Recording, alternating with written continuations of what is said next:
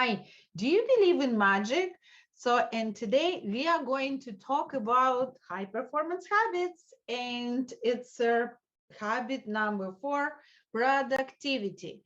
And I just looked up in a Webster dictionary what productivity means, and its definition of productivity: the quality of state of being productive. Nice. And second, the rate per unit area or per unit volume at which biomass consumable as food by other organisms is made by producers. I don't know. I don't think it's applied for what we are going to talk today. And I also find a good quote by F.M. Alexander, and it says, people do not decide their future, they decide their habits, and their habits decide their future. So since we are going to talk about productivity, for tonight, I choose 3 books. Yes, it's the one written by Gary Keller, my favorite high performance habits by Brendan Burchard, and this book, The 12-Week Year, it's by Brian Moran and Michael Lennington. So I'm going to read from those 3 books. And so Peter Drucker said, nothing is less productive than to make more efficient what should not be done at all.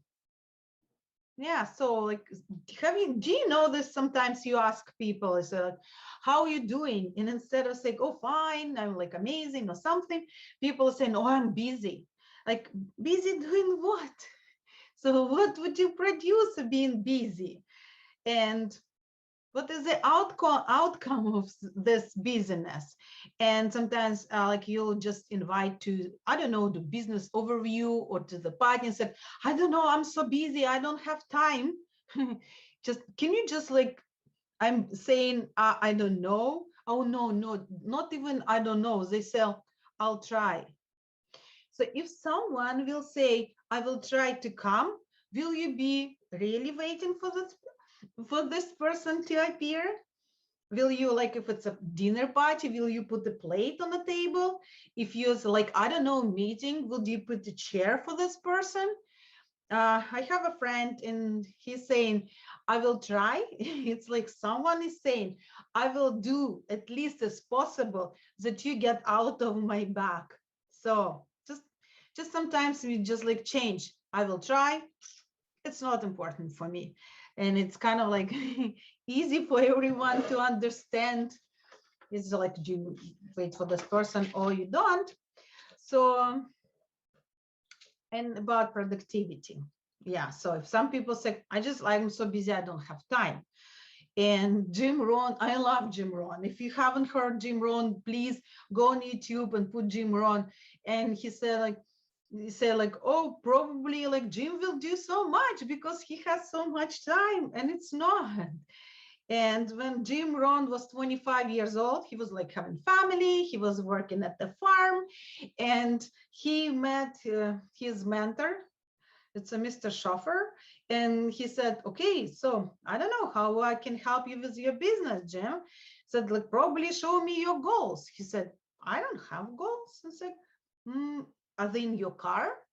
No. I said, not in my car. They like, you left them at home. I said, no, I don't have them. I said, you know what? I can tell your bank account by like, by their numbers. So, and Jim Rohn didn't have that much at the banking account at that time. And he said, like, first of all, like productivity. Like, do you have a goals like you're going to achieve? What are you working towards? So, and we all have 24 hours a day. And did you ever wonder, because some people get so much and some people didn't have much. And this is, I'm reading you from 12-Week Year. And it says, the challenge, how did some people seem to accomplish so much while the vast majority of people never accomplish what they are capable of? if you could fully tap your potential, what might be different for you? How would your life change if each and every day you perform up to your full potential? What would be different in 6 months, 3 years, 5 years down the road if each day you were at your best? Like, I absolutely love books. Like, you know what? I can like so much. I'm writing, like I don't know, just like all my thoughts. I used to put in a different notebook, and I realized that when it's like this book separated from my notes, like it's not easy to connect after when I'm going to reread it in a year, 2 or longer. So that's why I decided just like to have a second book and in a book. And another I will just read from book, because like I don't know, it's just like saying so beautifully. It said, like if you're doing something, please keep score, because like how are you going to tell like in a month, in a 2, that you were productive if you're not keeping the score? So you just look doing some, I don't know, something, and like are you waiting for results? Like, just if you decided to have like lose like 10 pounds, so if you're not going to the gym, or you're not cutting on your like maybe carbs, you're not going to lose weight. So it should be like input goals, like every day what little bit what you're going to do to like in a month or in a 2 just lose 10 pounds. Like it's just easy to say, not I'm going to lose pounds. I think I reach my perfection.